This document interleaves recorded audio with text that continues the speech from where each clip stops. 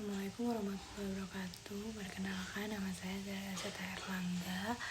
Di sini saya akan mempresentasikan salah satu PPT dari mata kuliah pelatihan dan pengembangan SDM yang ditugaskan sebagai ITS. Di sini saya akan mempresentasikan tentang the need analisis proses.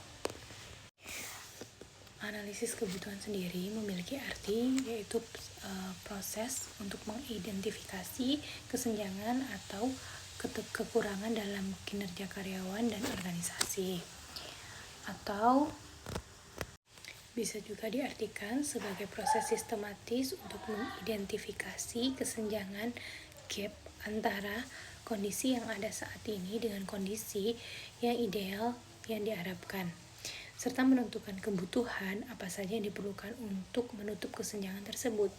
Dalam konteks pelatihan dan pengembangan sumber daya manusia, analisis kebutuhan dilakukan untuk mengetahui kemampuan, keterampilan, atau pengetahuan apa yang belum dimiliki karyawan sehingga perlu diberikan pelatihan. Hasil analisis kebutuhan menjadi dasar dalam merancang program pelatihan yang tepat sasaran. Kemudian, analisis kebutuhan juga memiliki tujuan, yaitu mengetahui permasalahan yang terjadi. Yang kedua, menentukan jenis pelatihan yang diperlukan. Yang ketiga, menghindari pelatihan yang tidak relevan atau tidak efektif. Yang keempat, memastikan sumber daya seperti waktu, biaya, tenaga yang digunakan secara optimal. Selanjutnya juga ada langkah-langkah umum dalam analisis kebutuhan. Seperti yang pertama, kita harus mengidentifikasi tujuan organisasi. Yang kedua, mengukur kinerja aktual karyawan atau unit kerja. Yang ketiga, kita juga bisa membandingkan antara kinerja aktual dengan kinerja yang diharapkan. Yang keempat, juga menentukan kebutuhan pelatihan berdasarkan gap yang telah ditemukan. Kemudian, analisis kebutuhan memiliki hubungan yang penting dengan pelatihan dan pengembangan sumber daya manusia. Karena analisis kebutuhan menjadi langkah awal untuk mengidentifikasi kesenjangan antara kompetensi yang dimiliki karyawan saat ini dengan kompetensi yang dibutuhkan oleh organisasi. Melalui analisis kebutuhan, perusahaan dapat menentukan pelatihan yang tepat sasaran, relevan, dan sesuai dengan permasalahan yang ada, sehingga pelatihan tidak dilakukan hanya berdasarkan asumsi perusahaan atau organisasi saja. Dengan demikian, hasil analisis kebutuhan menjadi dasar dalam merancang program pelatihan dan pengembangan yang efektif, efisien, serta mampu meningkatkan kinerja yang produktif karyawan sesuai dengan tujuan organisasi.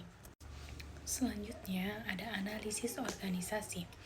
Analisis organisasi adalah studi tentang keseluruhan organisasi, termasuk strategi, lingkungan, dan sumber daya. Analisis organisasi juga bisa disebutkan sebagai proses untuk mengkaji kondisi, kebutuhan, serta arah yang strategis organisasi guna memastikan bahwa program atau kegiatan yang direncanakan selaras dengan tujuan perusahaan. Dalam konteks pelatihan dan pengembangan sumber daya manusia, analisis organisasi bertujuan untuk mengevaluasi faktor-faktor seperti visi misi, strategi bisnis, strategi struktur organisasi, budaya kerja, serta ketersediaan sumber daya agar pelatihan yang dirancang benar-benar mendukung peningkatan kerja dan pencapaian target organisasi tersendiri. Kemudian selanjutnya yaitu analisis sumber daya.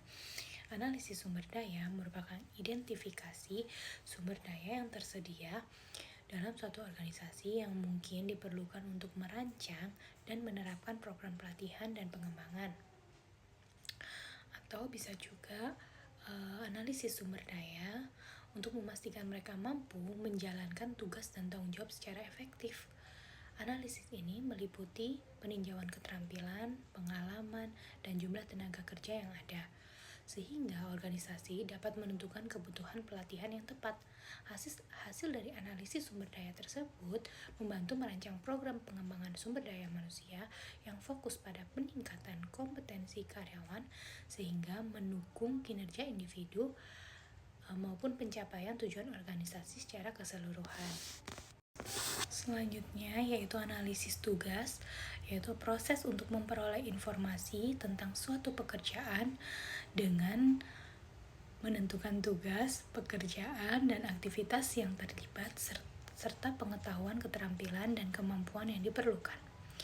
Ada beberapa dalam analisis tugas, yaitu yang pertama, identifikasi pekerjaan target, yang kedua, dapatkan deskripsi pekerjaan, yang ketiga, kembangkan skala penilaian, yang keempat, survei sampel pada pekerja.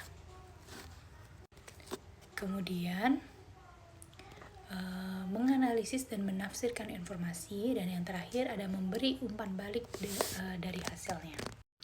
Selanjutnya yaitu analisis orang. Analisis orang adalah proses menilai kemampuan, keterampilan, motivasi, dan perilaku setiap karyawan untuk mengetahui kebutuhan pelatihan yang spesifik. Analisis ini membantu mengidentifikasi kesenjangan kompetensi individu sehingga program pelatihan dan pengembangan dapat disesuaikan dengan kebutuhan nyata karyawan. Dengan demikian, pelatihan menjadi lebih efektif dalam meningkatkan kemampuan individu dan mendukung pencapaian kinerja serta tujuan organisasi secara keseluruhan. Dalam analisis orang, ada beberapa hal yang harus kita perhatikan, yaitu yang pertama, menentukan kinerja yang diinginkan. Yang kedua, yaitu kesenjangan kinerja yang diinginkan dan kinerja aktual. Dan yang terakhir, ada identifikasi hambatan yang efektif. Kemudian di sini yang terakhir ada hambatan yang memerlukan analisis. Ada beberapa hambatan yang memerlukan analisis, seperti yang pertama, manajer lebih suka tindakan cepat daripada analisis mendalam. Yang kedua, analisis dianggap buang-buang waktu ataupun biaya. Kemudian yang ketiga, keterbatasan waktu untuk melakukan analisis, dan yang terakhir ada biaya dan sumber daya yang terbatas. Terima kasih.